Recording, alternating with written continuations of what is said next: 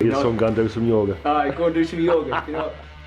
It's about maybe he's trying to talk about mental health in a way that we can have a laugh and joke on. We can be ourselves. It's not all of this scientists and doctors and all really, really serious. Although we will be talking about really serious stuff. It's our first episode of The Head Shed. I'm Dean. I'm Sam. The clues in the title, The Head Shed, what we are is Stigmatized and Unplugged. We're going through a lot of changes in life at the moment. A lot of men are going through a lot of different things, and together as a two, as they say, me and Sam want to try and spread a little love, do something a little bit different. Yeah. Hopefully get men on board and get the conversation going. Yeah. Between us, we've set up a group in our village. It's called the Whitton Men's Club, WMC abbreviated. And what we were trying to do there is, obviously we've both been through our own struggles in life. Obviously it's ongoing, but kind of through the other side, and we wanted to try and help other blokes who might be going through the same thing, kind of get rid of the stigma surrounding it all. So we created the Whitton Men's Club, where we had meetings with people. We have meetings every week, every other week. Yeah. Just a kind of a safe place for men to come and talk. We get the meetings. This was always on the back burner, wasn't it? We were going to do the podcast eventually. Yeah. It was always in the back of our minds, so we're happy that it's going ahead now. We're going to kick on with it. Hopefully this is the first of a lot more to come.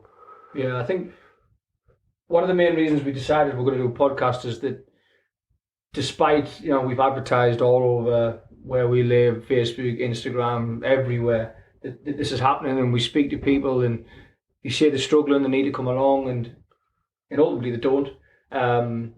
For whatever reason, but they don't come along. Yeah, not that they don't need help. we have a village with the best mental health on the planet. But no, we live in that world, don't we? Where like people don't want to interact as much as they used to. We get Ubers delivered, Uber Eats delivered to the door without having to. There's that option where you don't want to see anybody, and unfortunately, I think that's the world we live in. It is.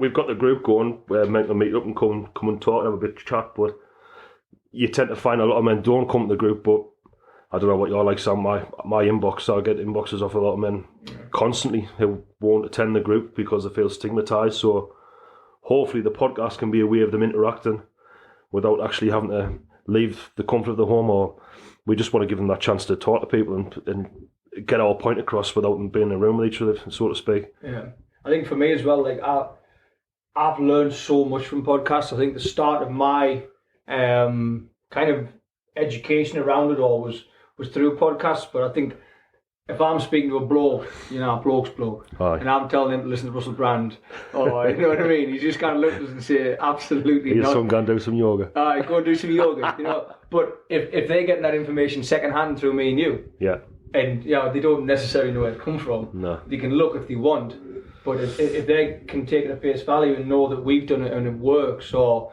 we've tried it and it didn't work for us, but we know people it has worked for, then they may be more likely to try it if they've heard it coming from people who've actually tried it before, and they know it's not just all tree hugging. No, we're definitely not tree huggers. We're not going down that route. But like Sam says, if we can just get that conversation going with men, and we don't claim to know all the answers to everything. It's like Sam says, it's a learning curve for both of us. But I can't see any bad coming from starting a podcast. No. I think it's going to help some people out there. Yeah. And I just hope it keeps rolling. I hope we just keep going with it and get somewhere with it. I know we spoke about going into the future, maybe trying some things out live and stuff on the podcast. And you're quite keen to get me on the meditate and all that. Yeah. I think obviously initially we're just doing this as a recording because in terms of the broadcasting worlds, we're somewhat Neanderthals, aren't we? So this took some putting together. So obviously we want to just. Initially, it's all about getting that conversation started. It's about maybe trying to talk about mental health in a way that we can have a laugh and joke on. We can be ourselves. It's not all of this scientists and doctors and all really, really serious. Although we will be talking about really serious stuff at times. We are blokes who like to have a laugh at the end of the day, and I think the more we can get that across, and the more other blokes can see that you're bog standard men who are just working 9 to 5 and they're going through the same thing. Even that alone might help them. Yeah, definitely. Like you say, Sam, it's something that we're going to get across to men, which is not always an easy conversation to have with them at the best of times. Letting people speak to each other sometimes in the streets it's not the way forward at the moment. And people don't really want to do that. They don't want to interact. Some people don't want to come to a meeting. Some people don't want to. They don't want to talk to you face to face. They don't want to leave the comfort of their own home. It's also a hard thing to do. Yeah. To actually come, if you're struggling yourself, unbelievable. Walk into a room full of people you don't know and see you struggling is. We fully appreciate when we saying that people don't want to come, and we understand how hard it is. We really do. But what we're hoping is that if we can do podcasts like this and people can hear us talk and kind of get an understanding for who we are, then they might be more likely to come along, and that's another part of doing the podcast, isn't it? Yeah, definitely. I mean, every bloke's different. No bloke's a finished article. No, we certainly not us. No, not us. No, definitely not. But yeah, like Sam says, we've had meetings where we've met up and we've put it out there, and people's turned up, and just for some people, just to walk through the door and know what they're there for, can be nerve-wracking. It can be a difficult thing for a lot of people. So I think this avenue, what we're going to do now with the podcast, I think it's got to work. I think it'll be good, 100%. If not, as long as we enjoy it. Oh, we're going to enjoy it anyway. So if you don't want to listen, you don't listen. We'll have a laugh anyway. So I mean, what we thought, like on that edge of kind of people knowing who we are and kind of getting it out there as to the fact that we are just your normal men, and that we have had our own struggles, that we're not sitting here as PhD scientists who know a mental health inside out. We've just got a history of struggling ourselves and kind of learning about it and working through it. I know me personally, asked to start a struggle when I was about 20-year-old. At the time I was in a rock and roll band, doing relatively well. We were on Radio 1, we were travelling around. It was kind of coming to its close, maybe subconsciously I knew this, maybe I didn't. But if you would look at it on the face of things, I was in a rock band, I was touring, had all the mates in the world, I was out all the time, I had a good job. I was just come out my time, I was an electrical engineer, yet I couldn't understand. I didn't know I had depression, I just didn't understand why I felt the way I did, which was just like utter crap all the time. Do you know what I mean? I didn't know what it was. I'd never even heard of depression, and I got to the point where I just thought, I can't do this anymore. Like, I just sorry, it sounds worse than what it is. Did it ever come to a time when you thought that you had it, but you didn't want to admit to yourself that you had it? I think the closer I came to go to see the doctor, I think I was kind of maybe in the back of my mind. I'd done some research as to what the hell is going on here, because I lived my life at 1,000,000 miles an hour and never stopped, so I never really had time to think about it. And so I went to the doctors. They said you're depressed, and I was like, that was I'm talking 10 years ago now. Yeah, it wasn't as talked about as it is now. It wasn't as obvious. I'd never heard of it. I'd heard of it, but I didn't know anybody who had it. So it was to hear that. It was a shock, Although I kind of maybe had me suspicions, but whereas I think maybe if you were to be told that now, I don't think it'd be as surprising because it's a lot more common and it's a lot more talked about these days. Do you feel like at the time when your doctor told you had depression, do you feel like it was a conversation that you could have had with your mates at the time, going back 10 years ago? No, not really, because it's a difficult one. I think initially you've got to. I mean, like you say, everyone's different. How you deal with things is different. Like for me, I had to kind of go away and understand it. You know what I mean? Like, what the hell's going on here? Like my family to process it, obviously, because part of it's like your parents worried about it. You know what I mean? They think they've done something wrong, and obviously they haven't. No. So it's kind of getting that across, understanding it myself, learning to understand it, and getting kind of trying to issue with them as well. It's not you. It's nobody's fault. No, it's nobody's fault. So for me, I mean, my first step was when they told us I'd had depression. When you hear people say, how do footballers get depressed? They've got all the money in the world. Like, it doesn't matter. It doesn't matter on paper what you've got. That was the learning thing for me at the time. Yeah. Doesn't matter what you've got in life. It's how you feel ultimately is what you're dealing with every day. So I mean, when I went there, the doctors offered us medication. I didn't take that my way personally. I thought I need to understand what is causing this. Otherwise, I'm just kind of putting a plaster over it. Yeah. So I went to, and now anybody who speaks to me now says I'm struggling a bit, I'll always advise that you speak to a counsellor or a therapist, and learn to get to the bottom of what's causing the problem. For me, my day job, I'm an engineer. So I mean, I solve problems, and you can't solve a problem if you don't understand it. So I went to a therapist who, literally, I mean, I've been struggling for 6-9 months, whatever. Explained it to her, started talking to her, and she just unravelled it in about 10 minutes. You know, like I'd bottled this up for so long, and I spoke to her, and then like within 15 minutes, there was this massive weight off my shoulders, and it made so much sense. Yeah, I could have went on for another couple of years and not known anything. So basically, what she said for me, and I'll never forget it. She explained, like, if you imagine the hull of a ship, and you section that off into maybe 4 sections. And normally, a normal person, you'd have like one section's your friends, one section's your family, one section's your job, and then the other section's your hobbies and other things that you like to do. Now, whereas at the time for me, one section was my friends and my family, the rest was my band. Like, that was all I did. That was every single source of happiness, joy, everything I put into my life. That 75% was my band. And it went. And it went. Well, it was on the process of going when this happened, and then ultimately it went. She said, like, so you're trying to, as that's going, you're trying to cling on to other things to kind of fill that void, relationships that aren't right for you, and that's making you feel even worse.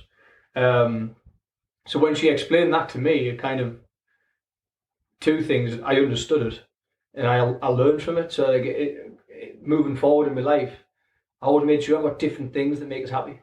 You know, different things. I've never heard a phrase that way, the hull of a ship, but it resonates. I wish you would have told me that. I couldn't hear it, to be honest. It makes sense, doesn't it? It does, aye. Like, people say to me, oh, you're so busy. And I think if you tie all your, and it's the same relationships, and if you tie all your happiness up in 1 or 2 things, and not to have a negative outlook on life, I don't have a very positive outlook on life, but what if that goes? You know, what if what you love is a sport that's seasonal?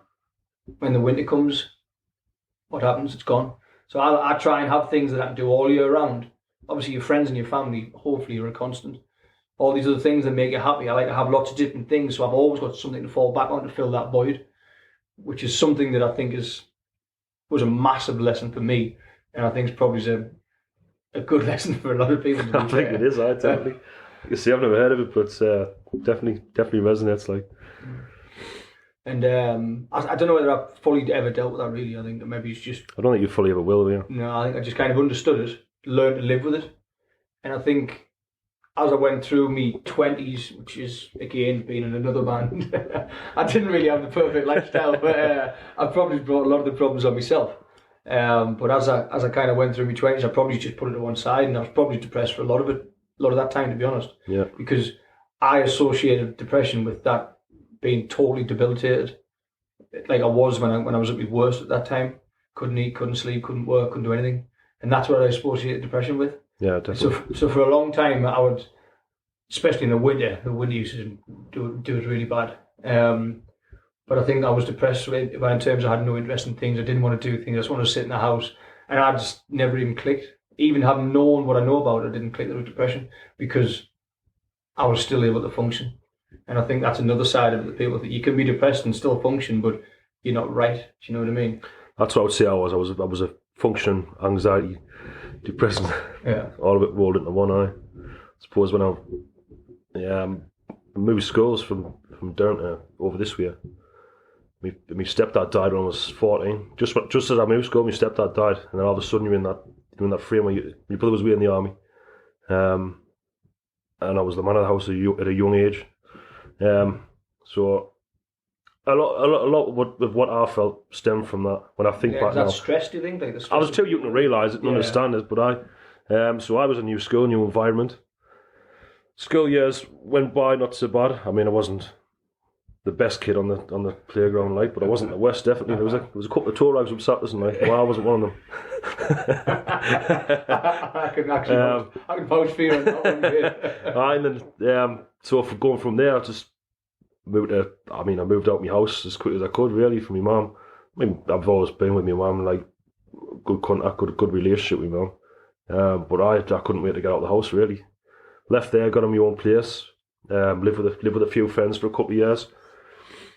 And I never really had any purpose. I wasn't really going anywhere at a young age. All I lived for was going out on a weekend. I functioned that way. I worked for money and I spent it as quickly as I earned it. Yeah. I would go out and just get smashed and just do what I wanted to do. I had my own flat after I just thought I thought this was it. Mm. I'm 17, but I'm 18. I'm a man though. This is what life is. I can do what I want because I'm paying my own bills. I'm going about my own way. But then as the years roll on, I think it's worth saying as well. I think I started on antidepressants probably around the age of 19. It was the first time I ever took them. Really? Like 15 years ago. I think the first time I took them was 15 years ago.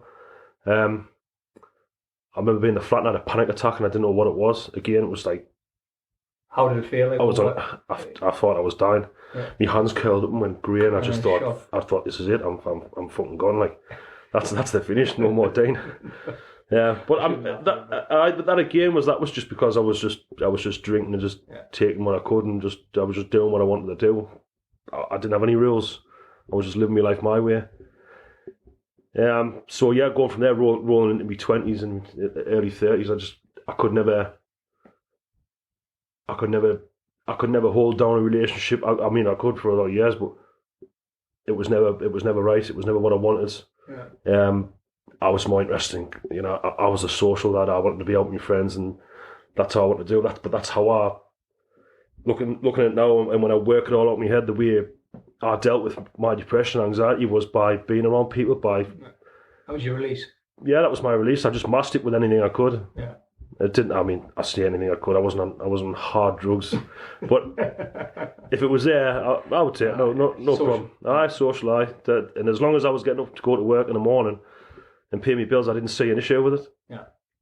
Fast forward to your early 30s, and you start to realise what you've done with yourself.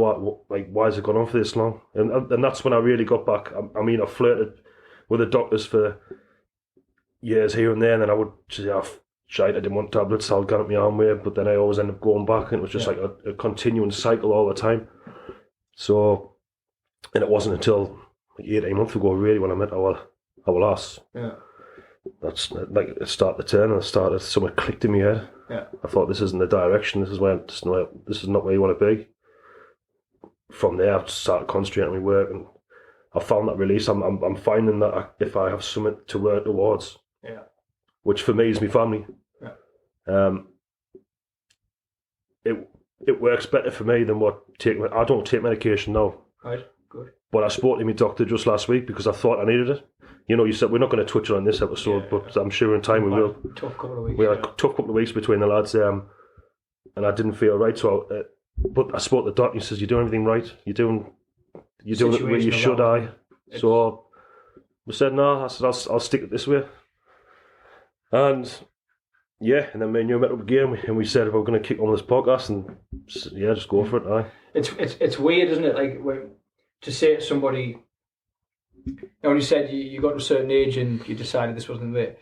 It is almost like a switch in your head, isn't it? It's switched. Someone just switched in your head. A similar thing happened to me. Yeah, it's not a switch like it's overnight, because you're still in your tendencies. You still want to go out with the lads, and you still want to. Your direction changes. Direction changes, definitely. What you're looking for. It's bizarre. I think for me it was probably just before COVID. I moved out, got my own place, and everything just seemed to. Don't get us wrong. I didn't change dramatically as a human being. I was still the same. You know, I had a relationship at the beginning of this year that ultimately failed, and since then I kind of just been living a standard single man's life where I'm out on the weekend. But I think you become more aware, don't you? You don't let it go on too long before you think, hold on a second, this is not right. I need to sort myself out. And I think That's what happened to me. It was like self-awareness, isn't it? It wasn't such a penny drop. It was over the course of a couple of weeks to months, but something changed, and I started just getting up in the morning. I started going for a walk. Yeah. Even if I couldn't be arsed, I would just get up and do something. Kept yourself busy. We're both the same advocates for keeping fit. You kind of stress it enough. Just getting out the door and doing something. Like I said before, like when we talk about when people come to us initially and say, "Oh, listen, I'm struggling."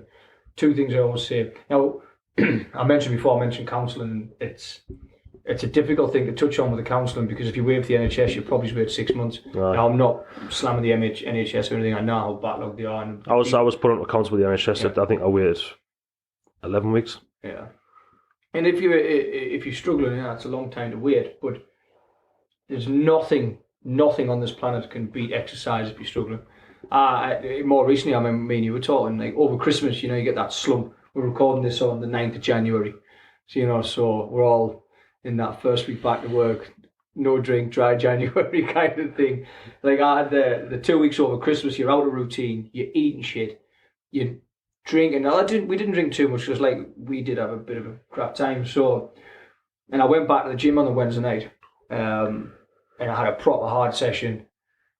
10 minutes in because I'm out of routine, I'm thinking, why am I doing this? I hate it. Like it hurts so much. No, then I'm driving back from the gym and I'm thinking, bang, I'm back. Like everything's back. It's like someone just tweaks the colour in my head and I've maybe gone from SD to HD. Yeah, and definitely. I'm just seeing things again. And it's not just the science, it's science, isn't it? Getting down that boxing gym on Saturday was the best thing we did. I think a lot of people getting back into it and just getting that release, getting them endorphins going, and I felt a different man coming out. Oh, you do, because we were all just down in the dumps before we did it. Yeah, and it's only a good thing. Yeah, I think that it's twofold. Like with exercise, depends what you want to do and how you want to exercise, but it's the endorphins. It's the scientific fact that it releases endorphins, which make you feel good. Yeah, but it's also that a lot of the times when you first start, you think, I can't do this, and you get that when you've finished it. You get that, I don't know, on top of the endorphins, which is just a class feeling, and that's it can become addictive. It is for me. Like I can't go more than a few days without going to the gym because I need it. Yeah. It's like medication. It's providing you with those endorphins, and I need it to keep me sane. And I think and I actually left the gym thinking to myself, what? Like this is incredible. Like why isn't everybody who feels anxious and depressed? Why isn't now? I know we at a good stage of it now, and we pretty much I've got it all under control. I think that's still a work in progress. Yeah. I think obviously I'll always be a work in progress, but I know it's easy if someone might be listening and think, "God, I can't get out of bed." And I know the stages of it, and it might take a week or two before you think actually I can't get out and about. But I would just say, just push yourself to exercise, and I don't mean. It's nice to be outside having a walk, and it's nice to be in and you probably be able to vouch for this. Like you've been out walking and that, but pushing yourself like it's hard. So you're really out of breath. You're sweating. That's when the magic stuff starts to come, isn't it? Yeah, definitely. I was feeling that Saturday. I mean, we all pushed on Saturday. There was some vomiting done, wasn't there? I was outside vomiting. But you're right. I come out with there. Like a new man, you're knackered, you're fatigued, your arms are hurting, your legs are knackered, but you're getting up. What better to do on a Saturday morning than meet up with the lads and have a big chat about the bags. It was a mixture of things, wasn't it? It was like A, having all the lads together, having the crack, and it was B, just absolutely blown. So actually ITV turned up, didn't they? Ah, they did. So we were about to finish the workout, we've been going 45 minutes and there's a lot of unfit men here. I'm relatively fit, I would say. We both done. ITV walks through the door with the camera. That's the feel was hit. We had to keep going. I mean, if you ever go on our Winton Men's Club, the WMC Facebook and Instagram page, you'll see the footage. It's like someone's put lead in our gloves in it. And it's terrible. They took a focus to me, and I'm really not too happy about it, to be honest, because I look shocked. I don't think Mike Tyson on Ludes. I think I managed to duck out the way. They made a beeline for me, which is. I've had a lot of stick for, like, I won't lie. So obviously we've got the podcast. Yeah. Going from there, we're gonna have some meetings as well with the lads. Yeah. So next Monday we're going to start. I mean, I don't know if the podcast will be out by then. Hopefully, we'll have to see how we mix these things because we haven't got. Mix a bit. I'm sorry, that's the royal we. I'll have to have a look at how I mix this and sort it out. But no, I think the purpose of this one was just a bit of an introduction to let people know who we are. That we're just human beings. We're just two average lads. Nothing special. It's definitely not nothing special. No. I think with us being, I'm 34, you're 32. Was that right? Yeah. So I think I look a lot younger than Dean, by the way. If you ever see us. I look like an old man. I've had a heartbeat round, mate. Bike with square wheels on you, didn't you? You've got a signed copy of the Bible, Morgan.